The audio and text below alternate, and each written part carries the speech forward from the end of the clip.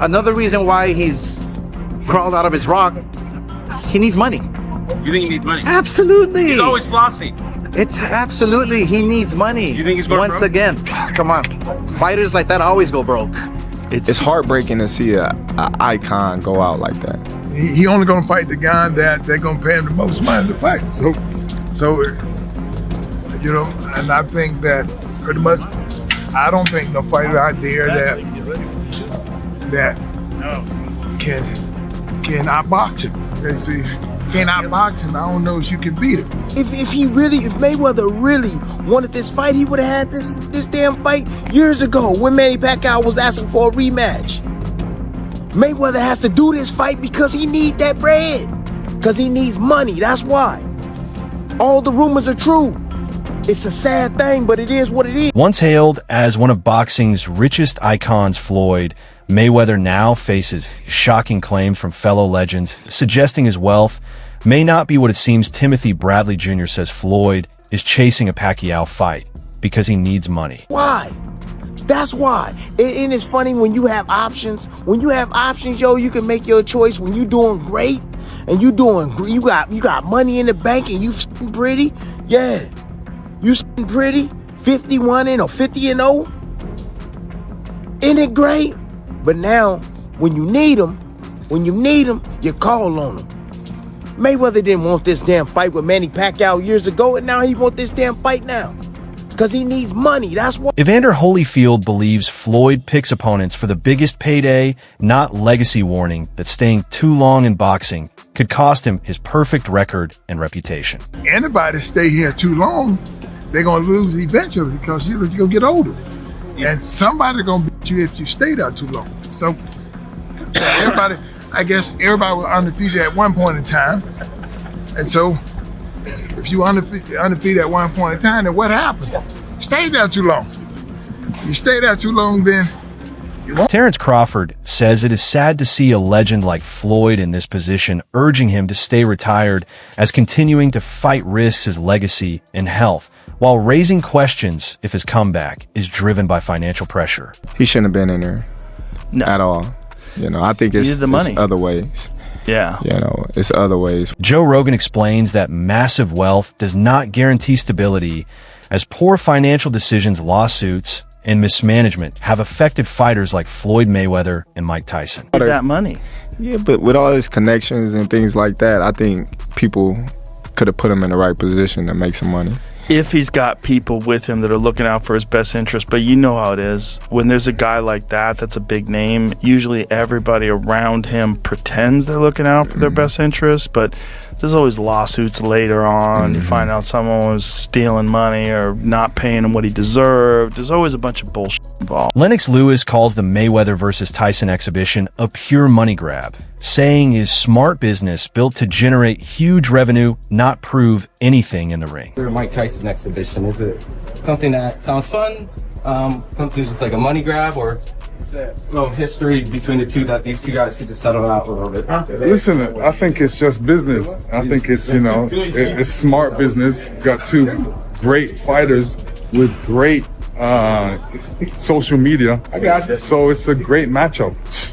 Is this something intimidating for, you know, Floyd to get in the ring with someone that big and that could, you know, obviously punch really hard? Well, it's a different time, but no, well, I don't really take the fight that serious. I mean, I'm sure Floyd wouldn't step in the ring with a man that is going to knock him out or trying. Sugar Ray Leonard says even as a spectacle, only Floyd has the star power to pull it off, comparing his global appeal to Muhammad Ali and highlighting his ability to sell massive events. We as fighters, we get to a point where is that we watch fights on television and we say, I can beat that guy. Because it's about ego, it's about who you were back in the day. You know? Nine-figure payday doesn't hurt either, though, does it? Oh, that's gives you a little incentive. And that's the case, you know. You can make $1 zillion fighting a guy who's never had boxing gloves on before. Right. Like the McGregor fight, you know? It's what it is. It's a spectacle. Only Muhammad Ali and Floyd Mayweather could have pulled those things off. When Ali fought that guy, that wrestler, Yeah. what was the guy's name? Yeah. Yeah. Only Ali could have done that. Mayweather could have. He could have been. He's the only guy that could have done that or pulled that off, I should say. Leonard praises Floyd Mayweather for his elite defense, saying his timing reflexes and ring IQ make him almost impossible to hit clean and one of the greatest defensive fighters ever. There is no one way to fight Floyd Mayweather. He is that good. He's that talented. You walk in there with a plan, but to execute it takes time. In other words, you got to feel yourself. You got to feel him out, and see what he goes for. Body shots. Floyd. No one could penetrate his defense. He's one of the best guys out there.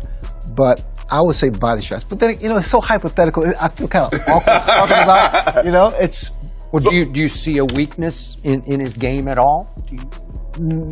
I don't see a weakness that anyone could penetrate. I don't see him being beaten by anyone. What I love about Floyd is the fact that he believed in himself so much, and that's a major part of being a world champion. Like Muhammad. Mike Tyson says he relates to Floyd's financial struggles, explaining that money problems can happen to anyone, even the biggest stars, and managing wealth is never easy. I understand hard times, and I understand good times. And, in life, they have to come. You're going to have to deal with both of them because that's what life consists of, good times and bad times. Or difficult times. Despite earning hundreds of millions, rumors claim Floyd went broke due to extreme spending, with reports suggesting he spends up to $1 million a day on luxury lifestyle, though these claims remain unverified. Almost unfathomable to think that it could happen, but just listening to you, having a 40-person entourage, going out to eat, footing the bill, night over night. Yeah. Oh, the whole day. Like, I'm talking for weeks on end. Every day is something new, and it's like multiple things throughout the day. The travel, he lives a very, very interesting. I don't know when he sleeps, to be honest with you. Then you got gambling and all, of course the gambling, casinos and all that. He lives a very interesting lifestyle, very fast paced. I think the average person will have a hard time keeping up, but it's the amount of it. You got the private jets, you got the cars, but no, he could easily spend a few $500,000, $1 million+ in a day. Allegations of overspending and hidden financial problems continue to spark debate, leaving fans questioning if his rich persona reflects reality or hides deeper issues. Told me, and I'm not going to say who it is, but he's like, Mayweather's broke. I said, no. He's like, no, really, Mayweather's broke. Now, I don't know if it's true. Right. This is what this guy told me. I'm like, how could he be broke? He's like, he spends like... Critics highlight Floyd's lack of financial discipline, pointing to reckless spending on luxury cars, designer, shopping, private jets, and a massive entourage that drains money, while poor planning and ego-driven decisions increase long-term pressure. If there's any legitimacy to that, like how on God's green earth could this man be broke? His lifestyle. I've been around like hanging out for days, weeks. It's the lifestyle. Like when you got a 40-man entourage, you got other people, and you take everybody out, pay for everything, we shopping, the mall, going out to eat, renting out an entire movie theater. Yeah, just to go watch a movie at whatever time he wanted. It was like the theater was closed when we got rolled up to the movie theater, and you got the girls and all. Yeah, and you rent out a whole movie theater for 40, 50+ people. I bet that bill can rack up a little bit. I don't know if he's broke. I think you'd have to tell me what is broke? He don't have $0. Floyd still has money. A lot. I just think that maybe the lifestyle and I don't know, maybe catching up. I I don't know. One of Floyd's biggest spending moments includes over $1 million on a luxury Super Bowl suite, along with a watch collection worth around $100 million, showing his extreme lifestyle, while raising concerns about sustainability. This guest is arguably the best professional boxer in history, or certainly the most financially successful boxer. Retiring with a 50-0 pro record, he has taken the world of business by storm with that same singular focus and drive. Joining me now, boxing legend and one premier nutritional supplements founder, Floyd "Money" Mayweather. All right, Floyd, it's great seeing you, my man. You know, I interviewed you 10 years ago before your last fight, and we played a short clip of it, and you said, listen, I enjoy being a villain. Here's the thing. You crafted a persona, and you used it for success in the ring. You've used it for success out of the ring, and I saw this interview in Forbes where you talked about the things that it takes to be successful, and it's still working for you. Had a great team, you know, just doing my homework, you know, took my time, very, very smart, and I'm saying I wasn't the only one that was smart. Jeff Mayweather questions Floyd's financial decisions, saying his investments lack long-term strategy and are driven by ego, while some of his real estate claims face skepticism from industry experts. Like I said, I mean, I don't necessarily see Floyd very much.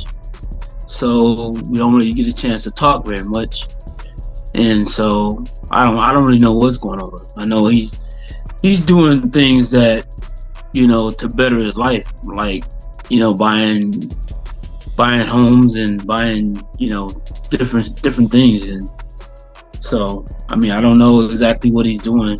So I mean I haven't seen him in quite some time, and I haven't heard about him talking about doing any more exhibitions. Maybe he will, maybe he won't. I don't. Floyd chose to handle his own business deals to keep full control and maximize profits. But without professional guidance, he became exposed to risky investment scams and poor decisions, showing both the power and danger of independence. Floyd, he's never had a manager as well, right? He's always negotiated his own deals. Is that what kind of led to his wealth? He didn't have to cut a It's not that he ain't got a manager, but he has got a manager. So he's can't remember his name now. So he's got a man, an elderly fella that's always with him, and but he does, everything goes through him, everything. Floyd ain't very clever, believe me. But training wise, man's a genius, and it's hard work, dedication. Don't matter how good you are. I mean, I am world class as an athlete, but I never trained like the top boys. I just thought, don't worry out, because I love a row, I love the fighting. Let's just turn up. Yeah. I mean, but after 3-4 rounds, if I ain't knocked you out, what sting coming at me? The Mayweather versus Pacquiao rematch is being seen as a money-driven spectacle expected to stream globally on Netflix, reaching millions and turning the fight into a massive business opportunity beyond traditional pay-per-view. The biggest fight in boxing history, you know, if you don't adjust for inflation, et cetera, or tickets sold, et cetera. You know, Joe Louis and Max Schmeling, the rematch, Ali and Frazier, the first fight. These were the biggest fights in boxing history. But Mayweather and Pacquiao was easily the biggest fight of its era, of the generation. And it was the highest grossing fight of all time. Because it had 4.4 million pay-per-view buys at $100 a pop. Do the math, right? It's interesting because Netflix is obviously in the business of, you said, eventizing. Everyone, they want enormous events that become shared experiences. In a way, in this day and age, partly because of delivery systems of content like Netflix, everything is so niche. You know, everything is so compartmentalized that there's very few shared experiences. It's one of the reasons that the NFL is such a big deal, because the NFL can get tens of millions of people. Freddie Roach claims the original fight was delayed because Floyd avoided the risk to his perfect record, making demands that slowed negotiations and only agreeing under massive public pressure due to Pacquiao's threat. Do you think Floyd is scared to fight Manny? Well, you know, he's 42 now, and Manny's a fresh 40. I think he's ducking us right now. Yeah, I mean, because you don't hear no negotiations, no nothing, no rumors. He's being very, very quiet right now. Wow. Okay. If Floyd is watching this, Freddie, what is your message to him? The contracts are there. All you have to do is sign them, son. Are you hopeful that it will happen? Do you think there's an actual chance that it will happen? I do think it could happen, yes. It's probably not till next year, but the thing is, it is a big fight out there. And again, a fresh Manny with no injuries. I love that fight. Well, as a boxing fan, I would be really excited to see Manny get another crack at Floyd healthy. I think, clearly he was inhibited, with the shoulder. Roach believes the rematch could be the perfect ending where a fully fit Pacquiao has the tools to beat Floyd and both fighters can retire with their legacies complete.